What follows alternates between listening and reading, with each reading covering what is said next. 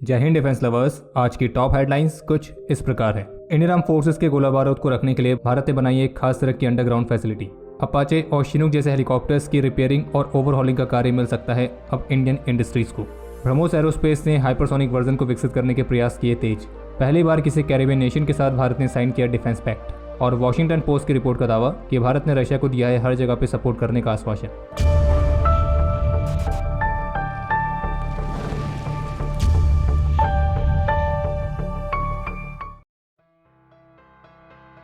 DRDO और Indian navy ने स्वदेशी तौर पर विकसित किए गए एयर ड्रॉपेबल कंटेनर ADC-150 के पहले टेस्ट ट्रायल को सफलतापूर्वक कंडक्ट किया है। ये जो ट्रायल्स हैं ये 27 अप्रैल को गोवा में आयोजित किए गए थे और इस दौरान इस स्वदेशी एयर ड्रॉपेबल कंटेनर को इल्यूसिल 38 SD एयरक्राफ्ट से ड्रॉप किया गया था। और इन ट्रायल्स का उद्देश्य था संकट की स्थिति में शिप्स के लिए जरूरी इंजीनियरिंग स्टोर्स की रिक्वायरमेंट को पूरा करने के लिए एक क्विक रिस्पांस प्रोवाइड करने वाली कैपेबिलिटी को डेमोन्स्ट्रेट करना, जो कि नेवी की ऑपरेशनल लॉजिस्टिक्स कैपेबिलिटीज को इनहेंस करता है। और जो ये स्वदेशी तौर पर डिजाइन और डेवलप किया गया एयर ड्रॉपेबल कंटेनर है तो इसमें 150 किलोग्राम तक के पेलोड को कैरी करने की कैपेसिटी है। यानी कि कहने का मतलब ये है कि मान लीजिए अगर बीच समुद्र में नेवी की शिप्स को स्पेयर पार्ट्स या किसी और स्टोर्स की रिक्वायरमेंट होती है तो उनको हासिल करने के लिए नेवी की शिप्स को तट के पास आने की जरूरत नहीं है, बल्कि इन एयर ड्रॉपेबल कंटेनर्स की मदद से सभी जरूरी चीजें शिप्स तक बहुत तेजी से पहुंचाई जा सकती हैं। और इस ADC-150 कंटेनर को विकसित करने के लिए DRDO लैबोरेटरीज, NSTL, ADRDE और ADE शामिल हैं। बाकी इसके अलावा एक अपडेट ये भी है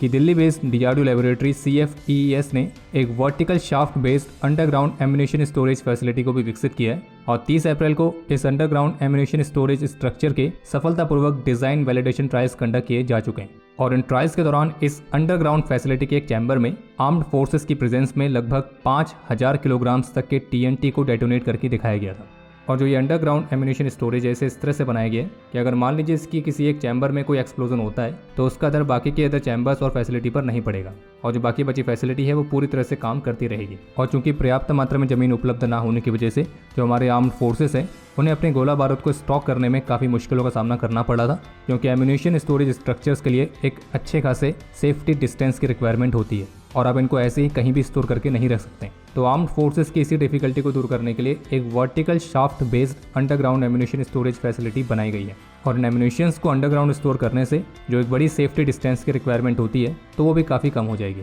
और इस फैसिलिटी का डिज़ाइन कुछ ऐसा है जो इस बात को सुनिश्चित करेगा कि यहाँ पे आर्म्ड फोर्सेस के जो भी एम्यूनेशन स्टोर किए जाएंगे तो वो किसी भी तरह के एरियल अटैक या फिर किसी भी तरह की तोड़फोड़ से भी सुरक्षित रहेंगे और यहाँ पे आर्म्ड फोर्सेस के सभी टाइप्स के एम्यूनेशंस को स्टोर किया जा सकेगा।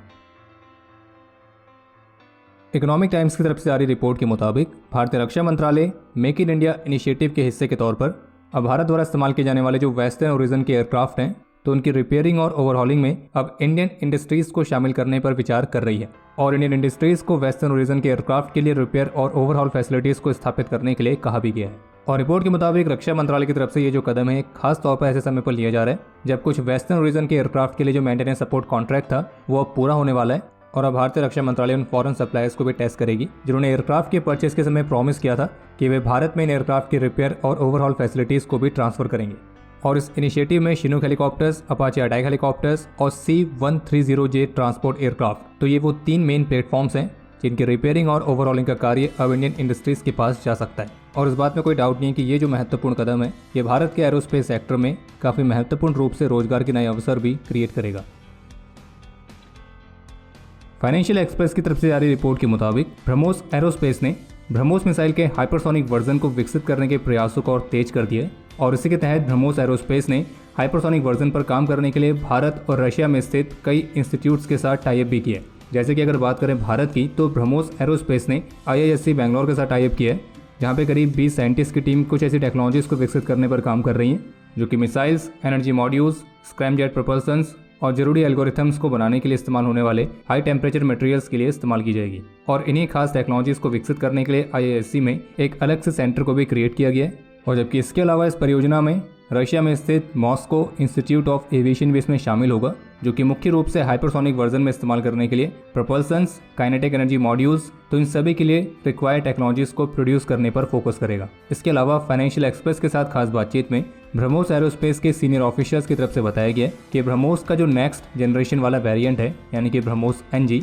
तो ये AESA रडार के साथ स्वदेशी सीकर के साथ आएगा। पहले वाले वर्जन के कंपैरिजन में इसका रडार क्रॉस सेक्शनल एरिया भी कम होगा और 2025 तक ये इंडियन एयरफोर्स को डिलीवर किए जाने की उम्मीद है। और रही बात ब्रह्मोस मिसाइल के हाइपरसोनिक वर्जन की, तो फिलहाल अभी इसकी टाइमलाइंस को जारी नहीं किया गया है और चूंकि ये थोड़ा एक्सपेंसिव वर्जन होगा तो इसलिए इंडियन आर्म फोर्सेस के इसके बहुत बड़े ऑर्डर्स मिलने की उम्मीद भी ज़्यादा नहीं है। लेकिन ब्रह्मोस का जो हाइपरसोनिक वर्जन होगा वो मैक 5 से मैक 7 तक की रफ्तार के साथ आएगा।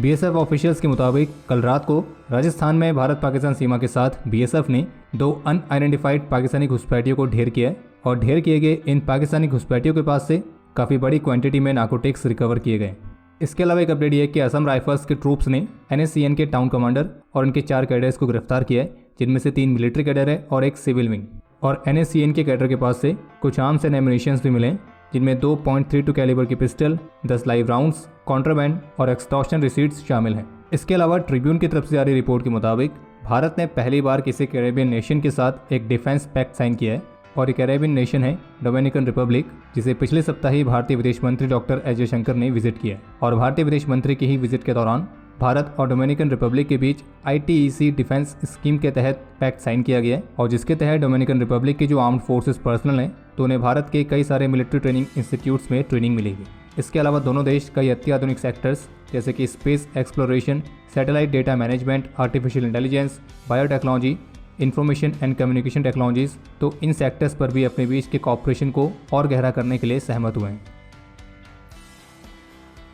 भारत से अंग्रेजों की निशानियों को पूरी तरह से मिटाने के उद्देश्य के साथ अब भारत सरकार ब्रिटिश एरा कॉन्सेप्ट के जो कैंटोनमेंट टाउन्स हैं तो उनमें से मिलिट्री स्टेशंस और सिविल एरियाज को अलग करके उन्हें उनके संबंधित राज्यों में नगर पालिकाओं के साथ मिलाकर ब्रिटिश एरा के कॉन्सेप्ट को हटाने पर विचार कर रही है। और इसी के तहत 27 अप्रैल को भारतीय रक्षा मंत्रालय की तरफ से एक नोटिफिकेशन भी जारी किया गया था और इस नोटिफिकेशन के माध्यम से हिमाचल प्रदेश के योल टाउन के लिए कैंटोनमेंट के टैग को हटा दिया गया है और इस कैंटोनमेंट एरिया के अंदर जो मिलिट्री एरिया था उसे मिलिट्री स्टेशन में कन्वर्ट किया जाएगा और जबकि सिविल एरिया नगर पालिका के साथ मर्ज हो जाएगा। और इसी तरह से बाकी जगहों पर भी भारत सरकार इस कदम को उठाएगी और भी हिमाचल प्रदेश के बाद अगला नंबर है अजमेर में नसीराबाद का। इसके अलावा एक अपडेट यह है कि चेन्नई में Indian coast guard air station में US कोस्ट गार्ड की US मोबाइल ट्रेनिंग टीम द्वारा इंडियन कोस्ट गार्ड ऑफिसर्स के लिए एक खास तरह के मैरीटाइम एडवांस बोर्डिंग कोर्स को शुरू किया गया है और ये करीब 12 दिन का ट्रेनिंग प्रोग्राम है जिसमें थ्योरी और प्रैक्टिकल दोनों ही तरह के सेशंस रहेंगे। और इस कोर्स के लिए इंडियन कोस्ट गार्ड के सभी 5 रीजनल कमांड्स में से total 24 Indian coast guard officers को चुना गया है। इसके अलावा एक अपडेट यह है कि आज इंडियन नेवी के पहले submarine damage control and fire fighting simulator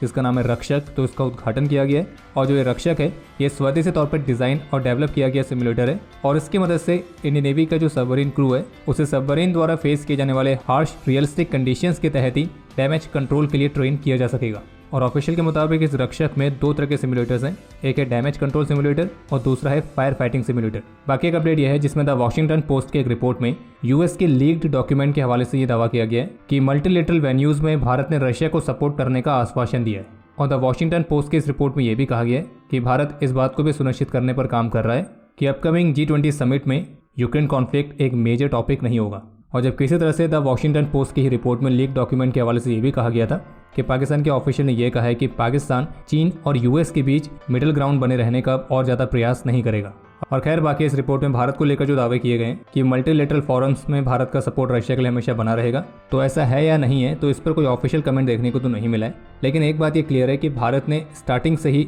अपना जो पक्ष है वो क्लियर करके रखा हुआ है कि वो इस रशिया यूक्रेन वाले कॉन्फ्लिक्ट में केवल और केवल बातचीत के पक्ष में है। और भारत शुरू से ही इस बात पर जोर दे रहा है कि इस कॉन्फ्लिक्ट को शांतिपूर्वक बातचीत के माध्यम से सुलझाया जाए। और खैर बाकी अब समय है आज के इतिहास का। आज के दिन 1999 में असम में अपने अदम्य साहस और वीरता का परिचय देते हुए मेजर रमन दादा वीरगति को प्राप्त हुए थे और इन्हें मरणोपरांत कीर्ति चक्र से सम्मानित किया गया। आज का वो दिन है जब 2020 में जम्मू कश्मीर के हंदवाड़ा में अपने अदम्य साहस और वीरता का परिचय देते हुए कर्नल आशुतोष शर्मा, मेजर अनुसुड, नायक राजेश कुमार, लांस नायक दिनेश सिंह और जम्मू कश्मीर पुलिस के SI शकील काजी, तो हमारे इन 5 वीरों ने अपने जीवन का सर्वोच्च बलिदान दिया था। और कर्नल आशुतोष शर्मा को मरणोपरांत सेना मेडल से और मेजर अनुसुड को मरणोपरांत शौर्य चक्र से भी सम्मानित किया गया। और आपके लिए आज का प्रश्न यह है कि कर्नल आशुतोष शर्मा कौन सी रेजिमेंट से थे। समय है आज के टॉप 3 कमेंट्स का, जो ये रहे आपकी स्क्रीन पर।